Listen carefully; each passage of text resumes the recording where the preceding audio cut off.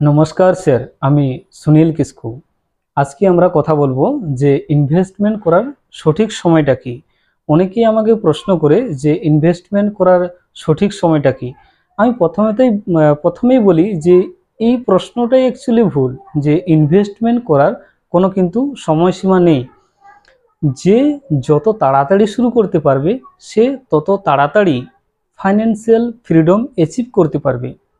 মানে আপনি যদি আমি একটা পরে ক্যালকুলেশন আপনাদেরকে দেখাবো। আপনি একজন 35 বছরে ইনভেস্টমেন্ট শুরু করছেন আর একজন 25 বছরে, মানে কোনটা করলে ভালো? আমার বন্ধু বান্ধবরা বলছে যে তাদের নাকি ইনভেস্টমেন্ট করার বয়স হয়নি। তো এই নিয়েই কিন্তু আজকে আমরা ভিডিওটা, মানে এই নিয়ে আজকের এই ভিডিওটা আর কি। তো চলুন ভিডিওটা শুরু করা যাক। তো আমি আপনাদেরকে একটা ক্যালকুলেশন দেখাবো যে আমি দুজন ব্যক্তিকে নিলাম, একজনের নাম দিলাম মিস্টার এ আর মিস্টার বি। মিস্টার এর বয়স হচ্ছে 35 বছর, মানে মিস্টার এ 35 বছর বয়সে ইনভেস্টমেন্ট শুরু করছেন আর মিস্টার বি 25 বছর বয়সে ইনভেস্টমেন্ট শুরু করছেন। মিস্টার এ এসআইপি করছেন 15,000 টাকা আর মিস্টার বি এসআইপি শুরু করছেন মাত্র 5,000 টাকা। তাহলে আপনি বলুন এই দুজনের মধ্যে কে লং টার্মে, কে বেশি টাকা বছর 60 বছর পর্যন্ত এরা দুজনেই কিন্তু ইনভেস্ট 60 বছর পর্যন্ত দুজনেই ইনভেস্টমেন্ট করবে, মানে ইনভেস্ট করতে যাবে।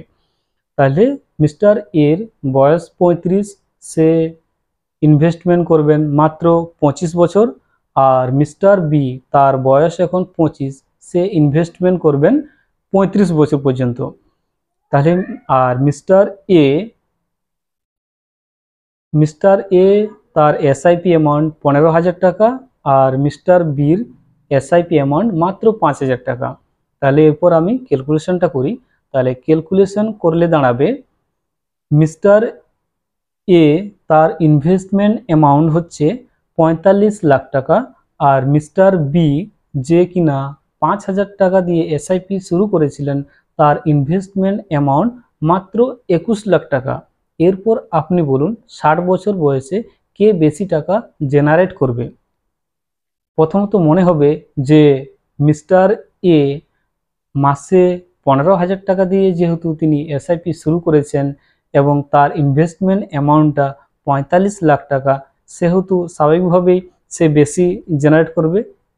কিন্তু অ্যাকচুয়ালি না, অ্যাকচুয়ালি সবচাইতে বেশি বেশি অ্যামাউন্ট জেনারেট করবে মিস্টার বি। আমি আপনাদেরকে দেখাই যে মিস্টার এর 25 বছর পর্যন্ত ইনভেস্টমেন্ট করেছিলেন। এখন তার টোটাল ইনভেস্টমেন্ট 45 লাখ টাকা, তার ম্যাচুরিটি ভ্যালু 2,84,00,000 টাকা। আর মিস্টার বি তার মাত্র 21 লাখ টাকা ইনভেস্টমেন্ট হয়েছে, কিন্তু এর ম্যাচুরিটি ভ্যালু হচ্ছে 3,24,00,000 টাকা।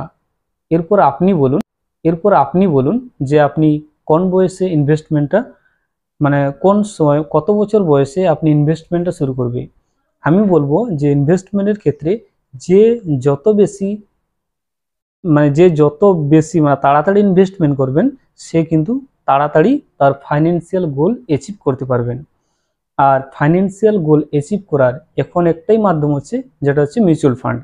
আপনি ব্যাংক, এলআইসি, পোস্ট অফিস এগুলোর থেকে কিন্তু মিউচুয়াল ফান্ড অনেকটাই আপনাকে রিটার্ন বেশি জেনারেট করে দিতে পারে।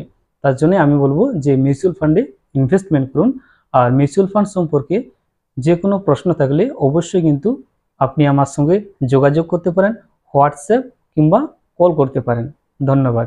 কোনো প্রশ্ন থাকলে অবশ্যই কমেন্ট করবেন। Thank you.